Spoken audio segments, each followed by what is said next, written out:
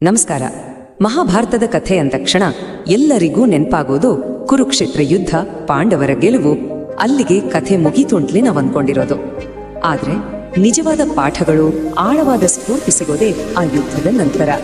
ಬನ್ನಿ, ಇವತ್ತು ನಮ್ಮ ಜೀವನದ ದೃಷ್ಟಿಕೋನವನ್ನೇ ಬದಲಿಸಬಲ್ಲ ಮಹಾಭಾರತದ ಕೊನೆಯ ಅಧ್ಯಾಯದ ಕೆಲವು ಅದ್ಭುತ ಪ್ರೇರಣೆಗಳ ಬಗ್ಗೆ ಮಾತಾಡೋಣ. ಒಂದು ಕ್ಷಣ ಯೋಚನೆ ಮಾಡಿ, ಜೀವನದ ಅತಿ ದೊಡ್ಡ ಯುದ್ಧವನ್ನೇ ಗೆದ್ದಾಗಿದೆ. ಇಡೀ ಸಾಮ್ರಾಜ್ಯವೇ ಕೈಗೆ ಬಂದಿದೆ. ಹಾಗಾದರೆ ಎಲ್ಲವೂ ಮುಗ್ದಂತೆಯಾ, ಅಥವಾ ನಿಜವಾದ ಪಯಣ ಶುರುವಾಗುವುದೇ ಇಲ್ಲಿಂದ? ಇದು ಪಾಂಡವರು ತಮ್ಮನ್ನು ತಾವೇ ಕೇಳಿಕೊಂಡ ಪ್ರಶ್ನೆ. ಬನ್ನಿ, ಅವರ ಈ ಪಯಣದಲ್ಲಿ ಅವರ ಜೊತೆಗೆ ಸಾಗಿ ಅವರು ಕಂಡುಕೊಂಡ ಉತ್ತರ ಏನು ಅಂತ ನೋಡೋಣ. ಸರಿ, ಹಾಗಾದ್ರೆ ಯುದ್ಧದ ನಂತರ ಏನಾಯಿತು? ಯುದ್ಧ ಭೂಮಿಯಲ್ಲಿದ್ದ ಆರ್ಭಟದ ಬದಲು ಅರಮನೆಯಲ್ಲಿ ಆವರಿಸಿತು ಒಂದು ರೀತಿಯ ಸ್ಮಶಾನ ಮೌನ. ಅದು ಸಂಭ್ರಮದ ವಾತಾವರಣವಾಗಿರಲಿಲ್ಲ, ಬದಲಿಗೆ ತಮ್ಮವರನ್ನೇ ಕಳೆದುಕೊಂಡ ಒಂದು ಆಳವಾದ ನೋವು, ಒಂದು ಶೂನ್ಯತೆ ಎಲ್ಲರನ್ನೂ ಆವರಿಸಿತ್ತು. ಪಾಂಡವರು ಹಸ್ತಿನಾಪುರದಲ್ಲಿ ರಾಜ್ಯಭಾರ ಮಾಡಿದ್ರು. ಎಷ್ಟು ವರ್ಷ ಗೊತ್ತಾ? ಬರೋಬ್ಬರಿ 36 ವರ್ಷಗಳು. ಆದರೆ ಈ ವರ್ಷಗಳು ಅವರಿಗೆ ಖುಷಿ ಕೊಟ್ಟಿಲ್ಲ.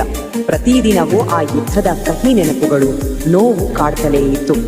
ಆ 36 ವರ್ಷಗಳು ಒಂದು ರೀತಿ ಅವರ ಮುಂದಿನ ದೊಡ್ಡ ಹೆಜ್ಜೆಗಾಗಿ ತಯಾರಿಯ ಸಮಯವೇ ಆಗಿತ್ತು. ರಾಜ್ಯ ಸಿಕ್ಕಿತ್ತು, ಹೌದು, ಆದರೆ ಮನಸ್ಸಿನ ಶಾಂತಿ ಅದು ಮಾತ್ರ ಸಂಪೂರ್ಣವಾಗಿ ಮಾಯವಾಗಿತ್ತು. ಆ ಗೆಲುವಿಗಾಗಿ ಕೊಟ್ಟ ಬೆಲೆ ಒಂದು ಭೂತದ ಹಾಗೆ ಅವರನ್ನು ಕಾಡ್ತಲೇ ಇತ್ತು. ಸೊ ಇದೇ ನೋವಿನಿಂದ ಅವರು ಒಂದು ದೊಡ್ಡ ನಿರ್ಧಾರಕ್ಕೆ ಬಂದರು, ಅದೇ ಮಹಾಪ್ರಸ್ಥಾನ. ಹಾಗಿದ್ರೆ ಏನಿದು ಮಹಾಪ್ರಸ್ಥಾನ?